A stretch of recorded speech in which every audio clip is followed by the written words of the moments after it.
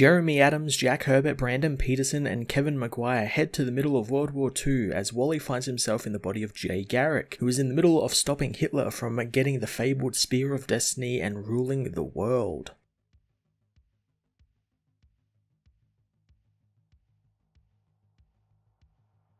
Jeremy Adams changes things up a little and pretty much writes a non-existent issue of All-Star Squadron or a JSA book, while also continuing Wally West's time and body jumping story. I actually really loved how much time we spent with Jay and Happy before Wally got involved in the story, and even after that it was essentially a two-person All-Star Squadron story filled with all the cool things you would expect from a World War II set action-adventure story, from a superpowered Hitler to strange occult happenings. Flash and the Ray being the main characters was a lot of fun, especially this version of the Ray, which is the original All-Star Squadron and Quality Comics version of the character, and their relationship building over the course of their mission was great, with them starting out particularly not liking one another, but spending weeks jailed together causes them to form friendships and relationships with each other, and even both learning a thing or two about faith and faith in one another and a higher power.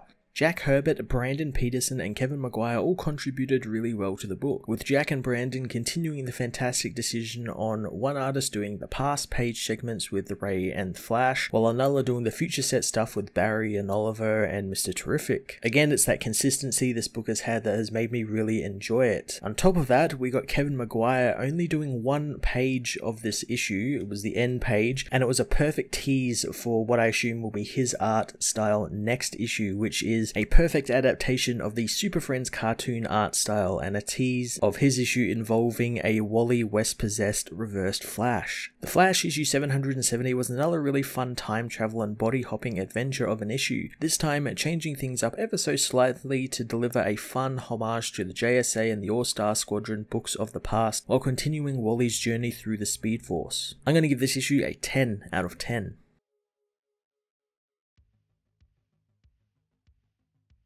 The Flash issue 770 finds Jay Garrick arrive late to a meeting with Happy Terrell, the hero known as the Ray, who says he's been waiting for 40 minutes. Jay formally introduces himself to the unhappy man as a woman arrives, saying that the president will meet them now. Both men go to see Franklin D. Roosevelt, who asks if the men want to end this war. Later, the Ray and the Flash find themselves in a plane above the Philippines, where Happy says that he's heard many stories about the Flash, but Jay has never heard of the Ray, finding his name quite catchy. Happy says that the president likes keeping what he does in the dark, which is kind of ironic for him. The two heroes jump from the plane down into the Philippines as Jay checks his map, knowing MacArthur is holding the Japanese nearby, wondering where the president said the Spear of Destiny was. The Ray says it's about 8 kilometers away in some ruins, as Jay can't believe that they are actually going for the real Spear of Destiny, wondering if Ray believes in the power it holds, but the hero doesn't, knowing that Hitler wants it and that's a good reason he needs to stop them. The heroes head out and soon arrive at some ruins, knowing that there is a secret catacomb beneath the ruined church. Jay says that God willing and the creek don't rise, confusing Ray with the age-old saying, only reminding Jay that Happy is very much like his good friend Jim Corrigan. The heroes head inside and find the place empty, just like intelligence suggested, and Happy knows it's more reliable than stories of magical sticks that control people. Jay hopes that one day the hero does find something bigger to believe in, as they are suddenly surrounded by Nazis. The Nazis' leader introduces himself as Otto Frentiz, but he knows the heroes know him through intelligence as Parsifal, and he knows the heroes are now powerless thanks to his own gifts.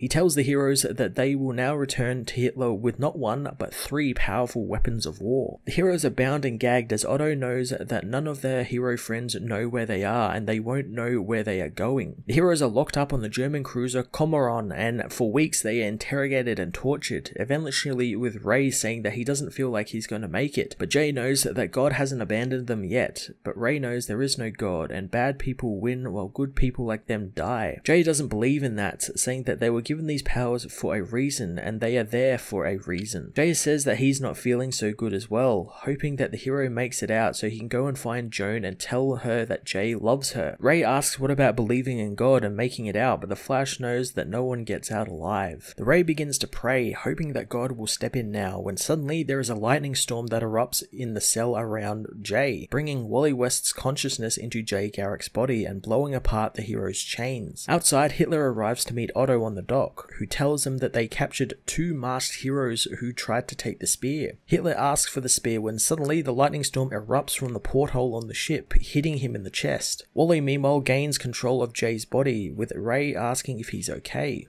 Wally realizes that he's in Jay Garrick's body, playing along with Ray as he says that he thought Jay died back before the storm. Wally says that he wasn't responsible for the storm, learning that the lightning left the ship, so they need to follow it. Hitler meanwhile regains composure after hitting a car as the heroes learn not only does he have the Spear of Destiny, but he's infected with the explosive Speed Force now. Hitler proclaims that he is now a Superman as Ray says they need a gun to kill him with. Wally knows that shooting him will cause an explosion as they head off through the bows of the boat. Wally tells Ray that they need some weapons and everything they need to know on the spear. Ray says that Jay was right about the Spear of Destiny being real as Wally begins talking to the unheard Barry, asking him which way he needs to go since he should be able to Google it in the future, confusing Ray, who thinks that Jay now has brain damage. Wally heads to the right and finds a room full of German uniforms and weapons as in the present, Barry, Oliver and Michael talk about the Spear of Destiny and how it creates a sphere of influence that controls anyone within it. Oliver asks who has the spear, learning from Wally that Hitler has it. After a brief moment of shock, Barry puts in a call to Jay as in the past, Wally and Happy suit up as German soldiers, knowing everything feels wrong about this. Ray asks why they aren't getting out of range of Otto so they can fly home, so Wally says they need to get the spear and Hitler was infected with an energy that left unchecked will explode and take out half of the hemisphere of Earth. Ray knows his friend isn't telling him everything, but Wally knows he has got a second wind and feels fine. Ray asks Jay what is next, so Wally says that they are going to work on it, making Ray wonder who they are. Otto meanwhile is shocked to learn that his powers aren't working on Hitler as the villain says why would they since the spear has chosen him, and Otto better not question his motives since God was looking for a worthy man to wield the spear and he found him. The guards alert them that the prisoners have escaped but Hitler doesn't care, wanting Otto to get in the plane and get ready to fly to the front lines with him where they'll use the spear to take control of their enemies and make them fight for them. Wally and Ray meanwhile hide nearby, with Ray reconfirming with Wally that he can't just shoot Hitler, but Wally wonders if they can. Barry meanwhile tells Wally that they can't shoot him since the Speed Force will erupt from him and cause a chain reaction. Wally asks if Jay said anything, but the old hero says that he only knows that Ray saved him and he punched Hitler in the face. Wally knows that that doesn't help him very much, but Mr. Terrific says that surge protectors would. He knows that they don't have access to energy dampener technology like they did in the future, and maybe they just need to reroute the energy from Hitler and siphon it off somehow, but they need something strong enough to hold the energy. Barry and Oliver both know that the Spear of Destiny could do that. The heroes meanwhile know that Hitler can't get aboard the plane since they won't be able to stop him. Wally has an idea and it's pretty crazy as they are soon spotted by some guards who call for an alarm. The plane takes off and thanks to Otto leaving the area, Ray's powers come back, allowing him to grab Wally and escape into the sky. Wally says that once they get to the plane, Otto's power will kick back in so they'll have to land on top of it and find a way in. Soon their powers disappear as they get closer to the plane and Ray thinks this is a suicide mission as they plummet towards it. Wally takes out his pistol and shoots holes in the roof of the plane, allowing them both to smash into the vehicle. Hitler says that they cannot stop him and he is the chosen one and now he controls them. The Ray is put under Hitler's influence, freezing his body as Hitler proclaims that with the Spear of Destiny, he can take control of the hero's mind. Jay suddenly takes back control of his own body from Wally, seeing Hitler and immediately racing to punch him in the face as the Ray regains control of his body, smashing Otto in the face.